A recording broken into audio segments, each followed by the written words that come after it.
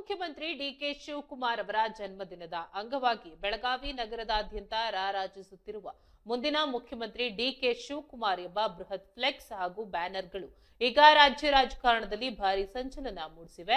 ಅದರಲ್ಲೂ ವಿಶೇಷವಾಗಿ ಮಹಿಳಾ ಮತ್ತು ಮಕ್ಕಳ ಕಲ್ಯಾಣ ಸಚಿವೆ ಲಕ್ಷ್ಮೀ ಹೆಬ್ಬಾಳ್ಕರ್ ಅವರ ಪುತ್ರ ಮೃಣಾಲ್ ಹೆಬ್ಬಾಳ್ಕರ್ ಅವರು ಈ ಜನ್ಮದಿನದ ಶುಭಾಶಯದ ಬ್ಯಾನರ್ ಅಳವಡಿಸಿರುವುದು ಬೆಳಗಾವಿ ಹಾಗೂ ಕೈನಾಯಕರ ವಲಯದಲ್ಲಿ ತೀವ್ರ ಚರ್ಚೆಗೆ ಗ್ರಾಸವಾಗಿದೆ.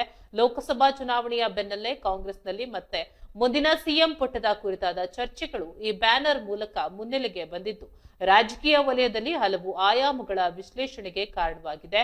ಸೋಷಿಯಲ್ ಮೀಡಿಯಾದಲ್ಲೂ ಈ ಬ್ಯಾನರ್ನ ಫೋಟೋಗಳು ಭಾರಿ ವೈರಲ್ ಆಗ್ತಾ ಇವೆ. ಈ ವಿವಾದಾತ್ಮಕ ಬ್ಯಾನರ್ ವಿಚಾರವಾಗಿ ಬೆಂಗಳೂರಿನಲ್ಲಿ ಮಾಧ್ಯಮಗಳಿಗೆ ತಕ್ಷಣದ ಪ್ರತಿಕ್ರಿಯೆ ನೀಡಿರುವ ಡಿಕೆ ಶಿವಕುಮಾರ್ ಅವರು ತಮ್ಮ ಅಭಿಮಾನಿಗಳ ಈ ನಡೆಗೆ ತೀವ್ರ ಅಸಮಾಧಾನ ವ್ಯಕ್ತಪಡಿಸಿದ್ದಾರೆ.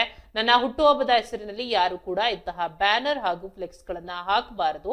ಈಗಾಗಲೇ ನನ್ನ ಎಲ್ಲ ಅಭಿಮಾನಿಗಳಿಗೆ ಮತ್ತು ಕಾರ್ಯಕರ್ತರಿಗೆ ಖಡಕ್ ಆಗಿ ಹೇಳಿದ್ದೆ. ಆದಾಗ್ಯೂ ನಿಯಮ ಮೀರಿ ಎಲ್ಲಾದ್ರೂ ಬ್ಯಾನರ್ ಗಳನ್ನ ಹಾಕಿದ್ರೆ ತಕ್ಷಣವೇ ಅವುಗಳನ್ನ ತೆರವುಗೊಳಿಸಿ ಅಂತಹವರ ವಿರುದ್ಧ ಕಾನೂನು ಕ್ರಮ ಕೈಗೊಳ್ಳುವಂತೆ ರಾಜ್ಯದ ಎಲ್ಲ ಮಹಾನಗರ ಪಾಲಿಕೆ ಆಯುಕ್ತರಿಗೆ ಕಟ್ಟುನಿಟ್ಟಿನ ಸೂಚನೆ ನೀಡಿದ್ದೇವೆ ಎಂದು ಸ್ಪಷ್ಟಪಡಿಸುವ ಮೂಲಕ ವಿವಾದಕ್ಕೆ ತೆರೆ ಎಳೆಯಲು ಯತ್ನಿಸಿದ್ದಾರೆ.